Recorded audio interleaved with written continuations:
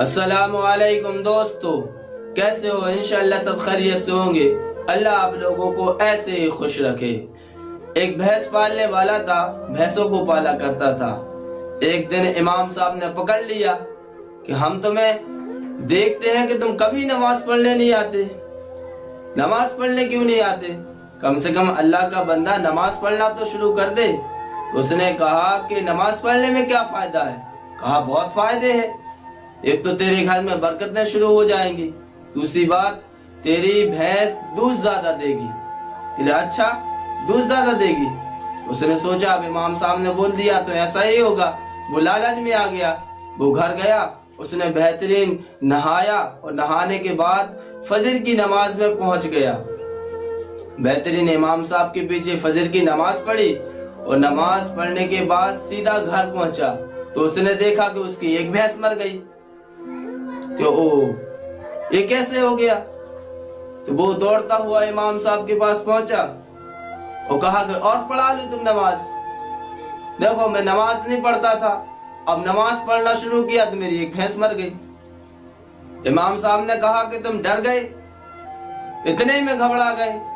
इतने दिन नमाज नहीं पढ़ी, अल्लाह इम्तिहान ले रहा है, अब तुमने नमाज पढ़ना शुरू की, डरने की जरूरत नहीं। उसने कहा नहीं, मैं बिल्कुल नहीं डरा। कहा सब्र करूंगा मैं। अब कुछ देर गुजरने के बाद वो जोहर की नमाज पढ़ने के लिए गया।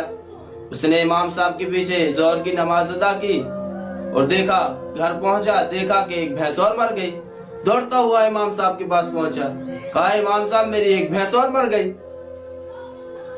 और ऐसे देखा, इमाम साहब ने कहा सब्र करो सब्र करो। जब वो असर की नमाज पढ़ने गया, असर की नमाज इमाम साहब के पीछे पढ़ी। नमाज पढ़ने के बाद घर गया, देखा कि एक भैंस और मर गई।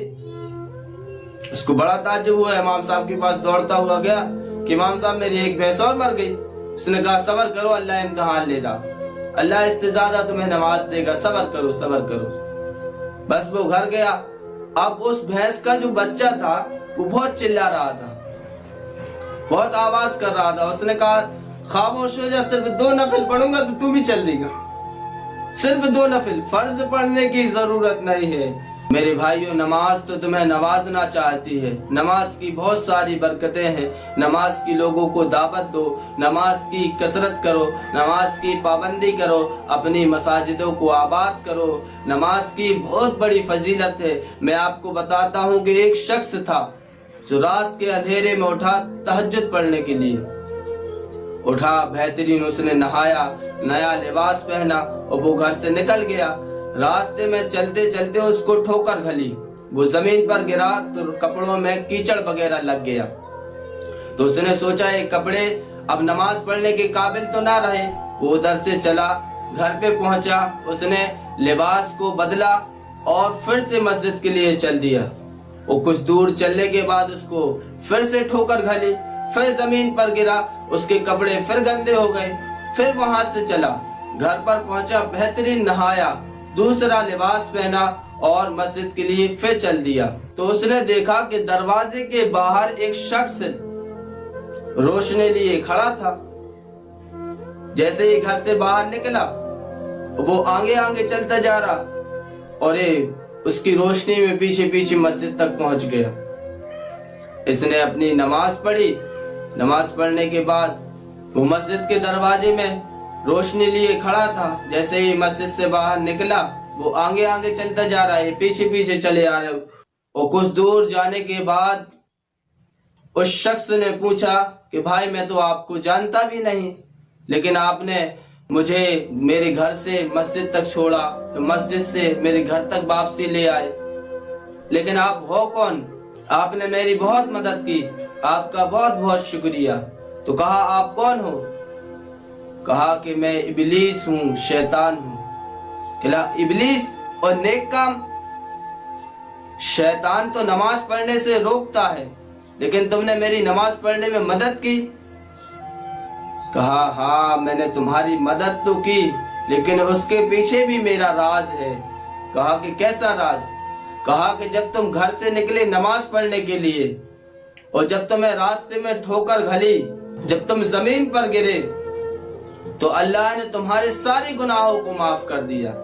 जब तुम दूसरी बार नमाज पढ़ने के लिए गए پھر سے ٹھوکر کھلی، پھر زمین پر گرے، اس وقت تمہارے پورے خاندان والوں کے اللہ نے سارے گناہوں کو معاف کر دیا۔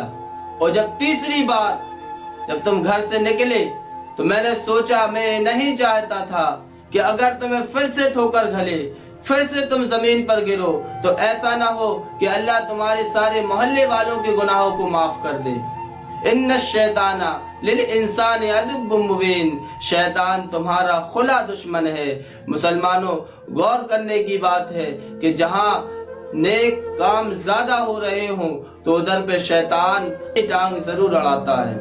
تو مسلمانوں، نماز تمہیں نوازنا چاہتی ہے، لیکن تم نمازوں کی کثرت کرو۔ نماز میرے آقا محمد صلی اللہ تعالی علیہ وآلہ وسلم کی آنکھوں کی ٹھنڈک ہے۔ نمازوں کی پابندی کرو، مساجدوں کو آباد کرو، اپنے گھر کے لوگوں کو نماز کی دعوت دو۔